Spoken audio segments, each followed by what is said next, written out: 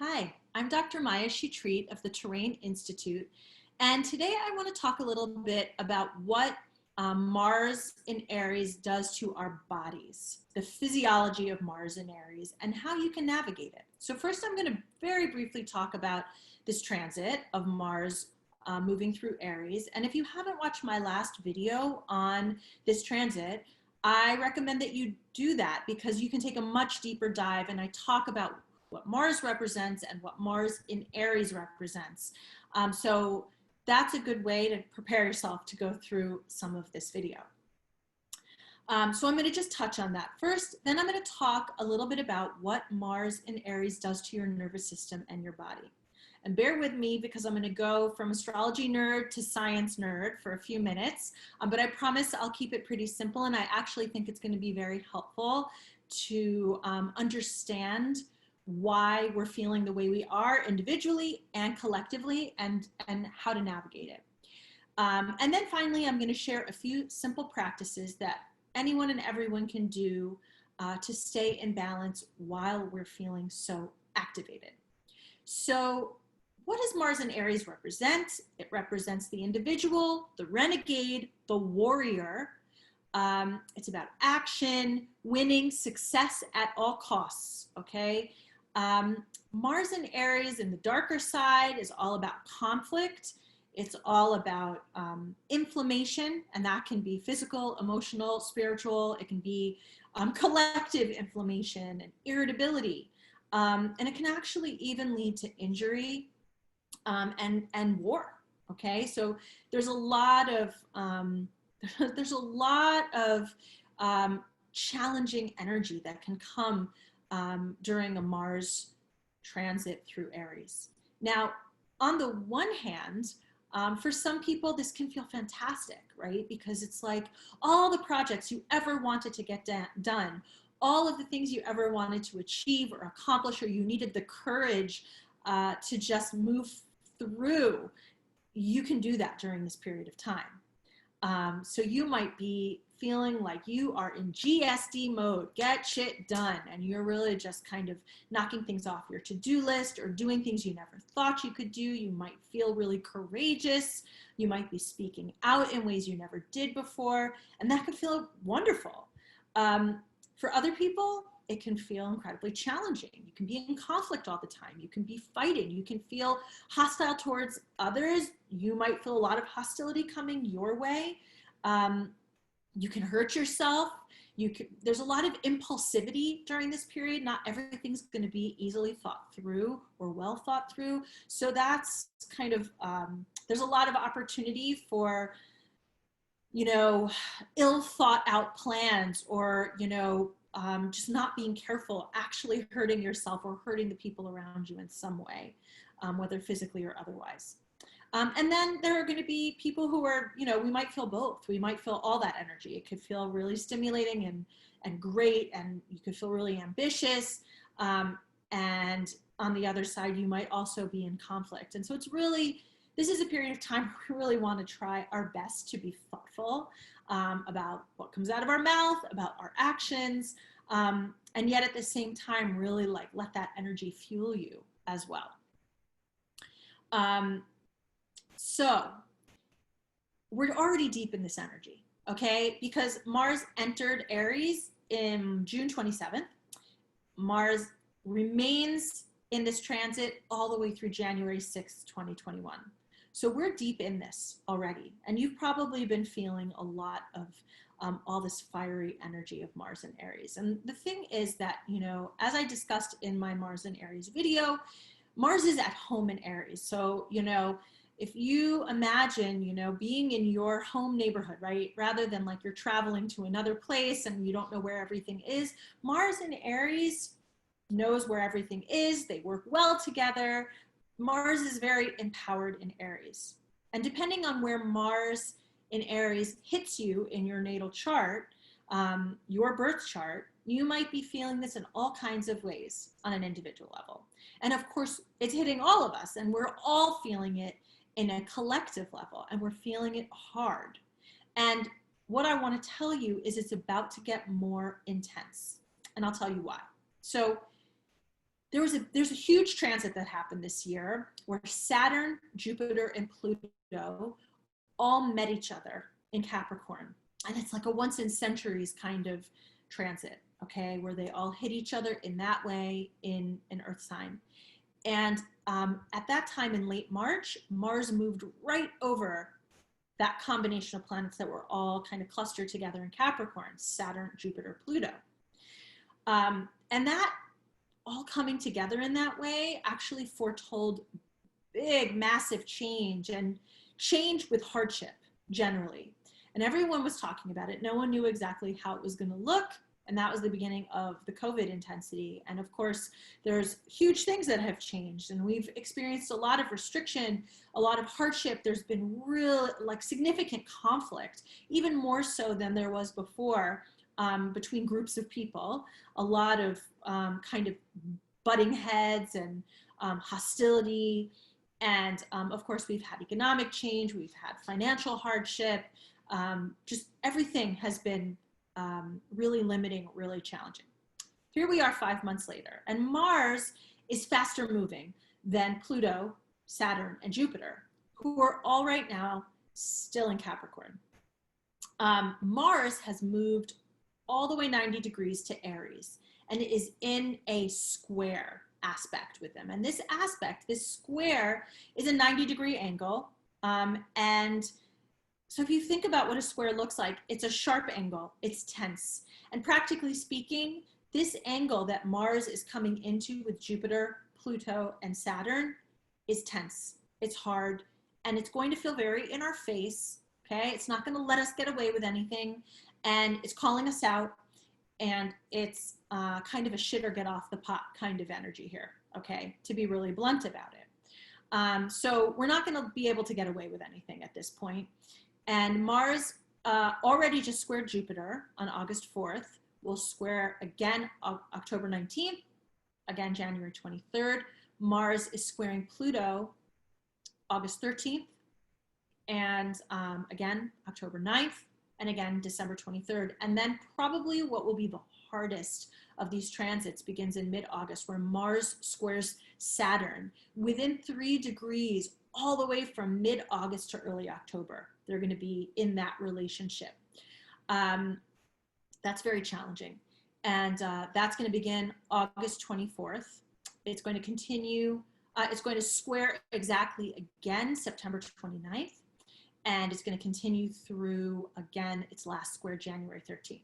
So what we're looking at right now is Mars squaring Jupiter, Pluto, and Saturn starting August 4th and continuing all the way through to January 23rd, okay, where we're going to be experiencing all of these squares with these different planets. And during that period, Mars will be stationing retrograde in Aries from September 9th to November 13th. Now, why am I telling you all of this?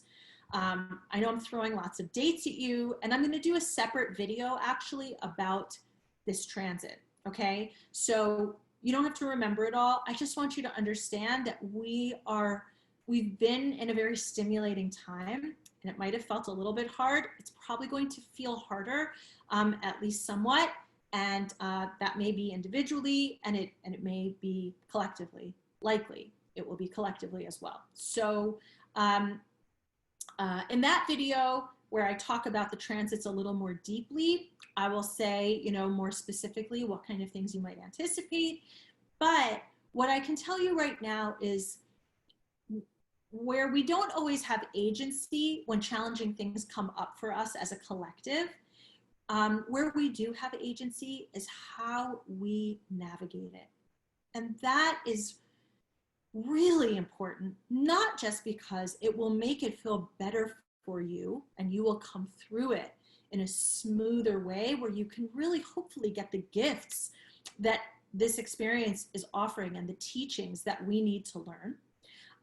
But it actually influences the people around you. When you are in a better place and you're more balanced, you know, when challenging things come your way, you create more balance for the people around you, and then they create more balance for the people around them, and so on and so forth. So really it's like you are this ripple effect. You're like this homeopathic dose of balance, because you're doing that self-care. Um, and so what I want to explain to you is a little bit briefly about how Mars stimulates our nervous system and why it's important and what things we can do to um, to stay in balance. Okay, so Mars is kind of the epitome of the fight or flight response. And a lot of us know about that, right? It's a sympathetic nervous system. We think we're being chased by the lion. Um, our heart starts beating faster, we breathe faster, our pupils dilate so we can see everything around us. Blood pumps to our limbs so we can run as fast as we can. Our digestion shuts down because there's no time to go to the bathroom, and we go. We go, go, go, go, go. And that can manifest, as really that accomplishing getting stuff done, but it can also really trigger anxiety. It can make it really hard to sleep. It can actually trigger inflammation in our bodies because the sympathetic nervous system shuts down the parasympathetic nervous system when it's in overdrive, when the sympathetic nervous system is in overdrive. And what happens is that the parasympathetic nervous system actually calms inflammation. But when it's shut down, because there's so much sympathetic stimulation, what happens is that you can have exacerbation of inflammation in ways that you do not want. Inflammation is not always bad. It's important in the body, but you don't want it to be too much or for too long. So if you have an autoimmune condition, if you have allergies, if you have pain syndromes or propensity to go for pain syndromes, being in sympathetic overdrive is going to activate all of that. And of course, it's going to affect your sense of well-being because you're going to be breathing faster, your heart's going to be beating faster, you're going to feel more anxious, sleep is going to be harder, and that's going to exacerbate everything even more. Okay, so so that's the fight or flight, and that's Mars in Aries. Okay, there's no two ways about it. So your job during this period of time is to do work with your parasympathetic nervous system. The parasympathetic nervous system, which is modulated by the vagus nerve, slows your heart rate, slows your breathing. Blood will flow back to your organs and nourish your organs because you don't need to run from the lion anymore. Your digestion is gonna kick in, so you're gonna digest your food nicely.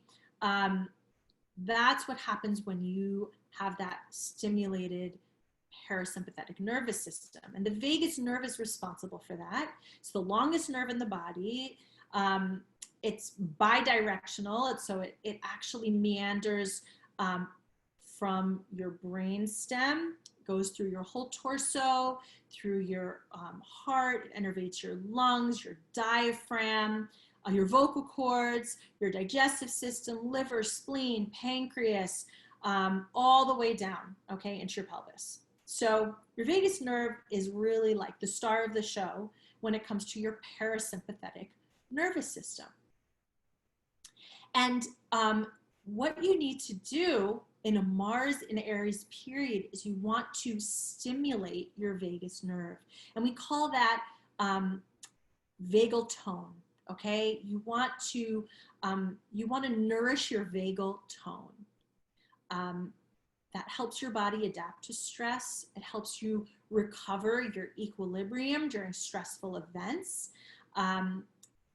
It helps your organ systems to function better.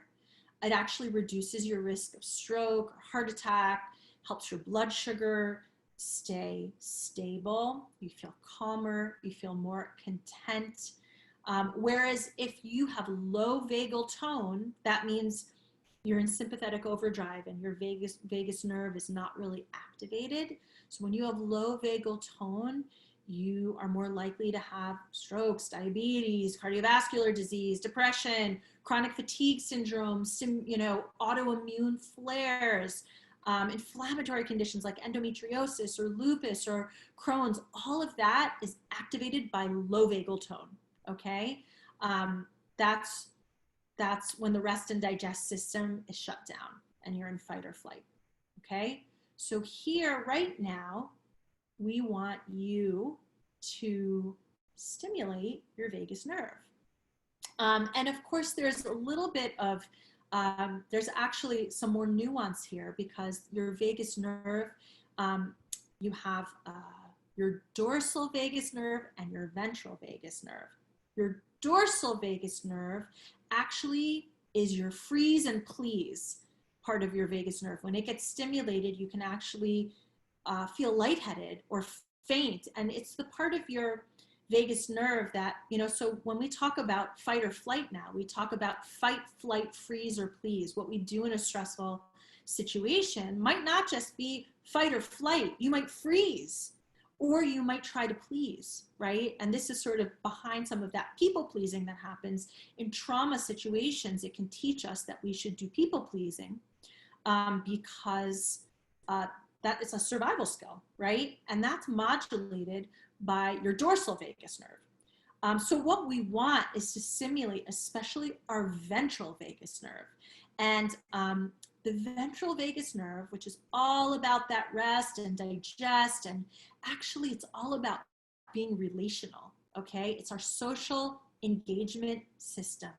It helps us navigate relationships. It helps us very quickly modulate between activation and calming. It affects the middle ear. So it actually helps us filter out background noises so that we can hear the human voice more easily. It also modulates and innervates our inner ear so that we can receive comfort and soothing from the voices of others. And it affects our facial muscles and our ability to make communicative facial expressions.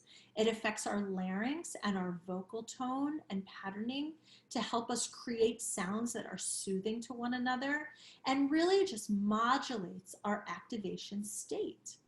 So what we want is to have ventral vagus stimulation during this Mars in Aries period as a way of balancing that super stimulating sympathetic overload. And when we do that, we navigate social situations more smoothly, we are soothing, we are more easily soothed, we connect better, we feel more communal, we feel more supported, we offer more support, okay? Whereas when we're in that sympathetic fight or flight kind of place, or even that freeze or please, you know, we're in fear, we are inflamed, we might feel in pain, and we go into trauma mind. We might see things through the lens of our own trauma and fear. And what I want to say about being in trauma mind and trauma vision is that it narrows our perception. And why is this important? Okay, it's rather than being in an open perspective, we're going to be in a very narrow perspective because it's about survival. And that's what we're thinking about in trauma mind. We're like perpetually in fight or flight. We're not going to communicate as well. We're going to be at odds with those around us individually and collectively, and we're going to be very narrowly focused. Now think about the kind of conflict that's going on right now and the level of divisiveness where everybody feels very focused on what is important to them in that moment. Like they've gone to the trauma of that thing. And for some people, it's masks. And for some people, it's child trafficking. And for some people, it's the economy. And, you know, everyone has kind of, you know, it's very hard right now in this Mars and Aries period for people to open perspective, to be in this more ventral vagus nerve stimulated place where they feel more soothing, soothed, connected, communal, open, with a more open perspective where there doesn't feel this sense of divisiveness, even if we don't all agree, that, you know, we are still able to feel connected. And right now, in this period, for many reasons, but part of it is the energy of Mars and Aries, we feel very much in trauma mind, and with that very narrow view, and with that sense of fear and stress and trauma. And so we are in that fight, flight, freeze, please mode. So what can we do to find equilibrium physically, emotionally, spiritually, to allow our nervous systems to be balanced and healthy, so that we can feel in good relations with ourselves, with those around us, and with nature, you know, and with the collective. Okay? Because Mars and Aries, great for GSD, great for getting work done, getting shit done, being productive. But right now, it's also really, really good, this Mars and Aries energy, for awakening us, right? Change is coming. No, change is here, okay? And that's not a bad thing necessarily, even though it feels bad sometimes, even though it feels really bad sometimes, okay? And the way I would liken it is, imagine what a baby feels like coming through the birth canal. It must feel horrible. It's pressure, it's being squeezed, it might be painful. You're in this period between getting oxygen from the umbilical cord and having to take your first breath in this strange, bright, cold, intense world where you're not cushioned and you're not held in the same way, okay? That can feel so intense, so overwhelming. We're going through something like that right now, individually and as a collective. And it can make us want to shut down. And it can be overwhelming. So, as we're being awakened and we're in these moments of activation, how can you be present in your body? Because naturally we want safety. We want certainty. We want approval. It's scary to not have that certainty. It feels like we won't survive. It literally brings up those inner child feelings of where, like, how am I going to live? How am I going to eat? Who's going to take care of me? How am I going to get through this? And that's why Mars and Aries is here, partly because we've gotten very comfortable in patterns that might not even feel that good to us, but they feel safe and comfortable and familiar. And we are being kicked out of those safe, comfortable, familiar, but maybe not very good patterns. And we're going to have to discern what parts of that do we want to hold on to, and what parts are we being catapulted out of, and what parts do we never want to see again, actually. So that's where we are collectively, individually, spiritually. What can we do? Practices you can do, herbs you can work with, meditations you can do. In the moment when you feel stressed, you feel activated, you feel in a conflict, you feel you don't know what you're going to do, try using the 5, 4, 3, 2, 1 approach. Stop. Take a deep breath. Let it out. And focus on 5 things you can see, 4 things you can hear, 3 things you can feel, 2 things you can smell, 1 thing you can taste. 5, 4, 3, 2, 1. It's a beautiful practice in the moment. Okay, so that's one thing I really encourage you to do. You can do pranayama breathing exercise, and this is very beautiful yogic breathing. okay? Not something I came up with at all. It's a very rich Indian tradition that I was lucky enough to be taught and practice and teach my patients. And it's incredible because it's very stimulating for your vagus nerve. And it's 4-7-8 breathing pranayama. Okay, and I have a free recording of how to do that on my website at drmaya.com.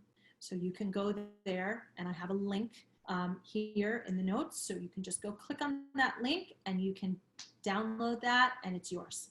Okay, free, and you can use it anytime, have it in your phone. I do that every day.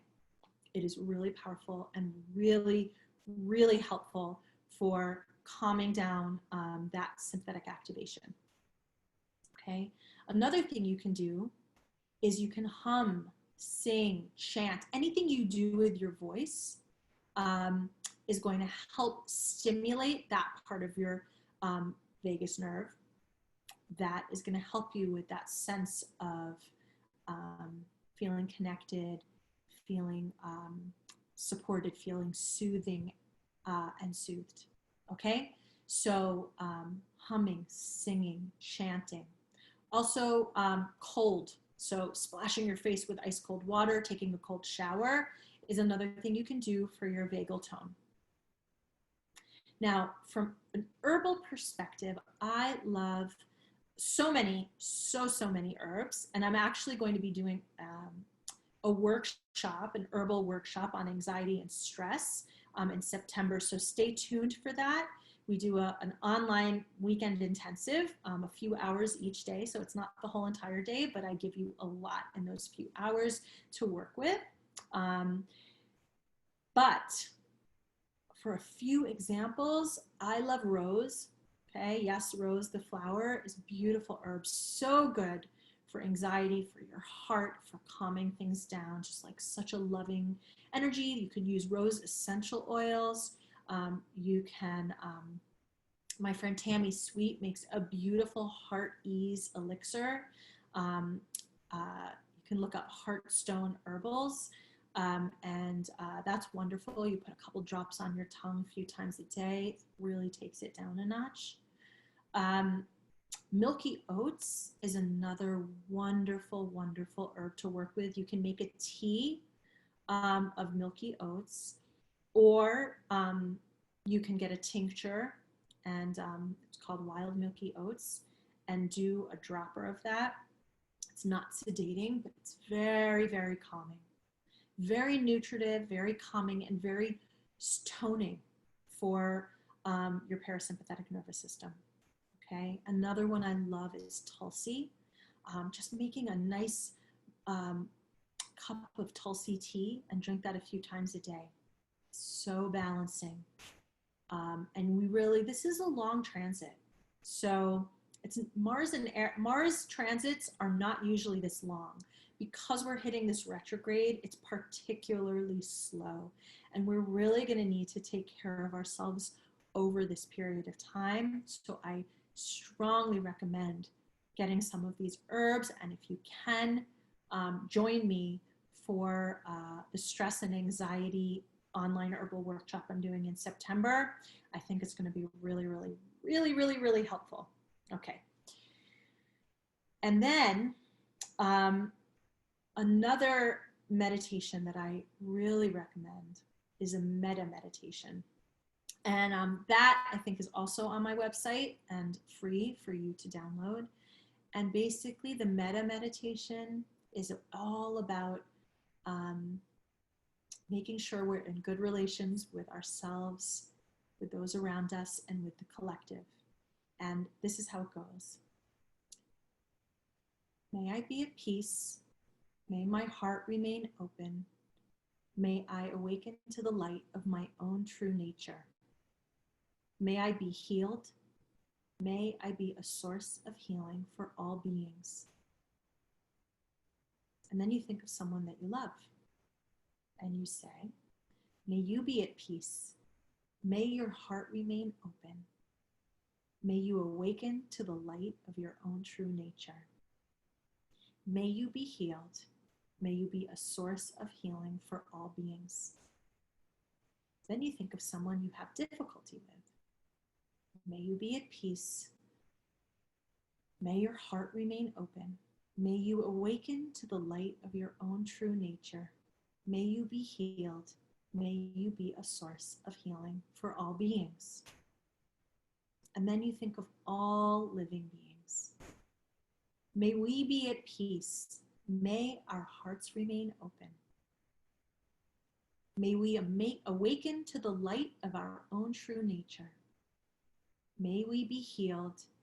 May we be a source of healing for all beings. This is a beautiful practice to do every day, and I really highly, highly recommend it. My friends, we will make it through this challenging time together. Stay tuned for my video on the Mars squares and the Mars retrograde.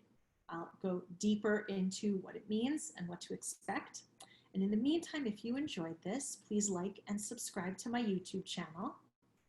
And make sure to go to my website at drmaya.com, drmaya.com, and find the meditations that I have there. They're free. You download them. You have them all the time. I also have a download on grounding, getting into nature, which is another way to really take care of your nervous system during this period.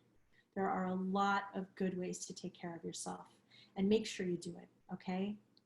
Body, mind, heart, and spirit. All right, everyone. Take care. See you soon.